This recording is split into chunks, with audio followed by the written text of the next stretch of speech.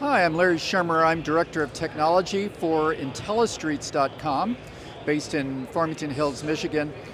We work very hard to take all the technology that seems to overwhelm a lot of users and make it integrated into a common everyday product that everybody can use. So everything involved in Intellistreets is something that can be used every day. And in this display that we have here at ClearLED, we're using a artificial intelligence camera to identify people who are walking by.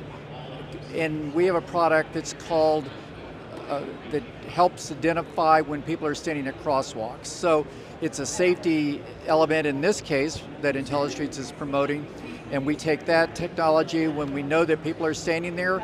The display is now down on the street itself, so if there's traffic or whatever that might be blinding that intersection, it's flashing, letting people know that there is somebody in the crosswalk, there's somebody potentially can cross that path and become possibly engaged in what they shouldn't be doing.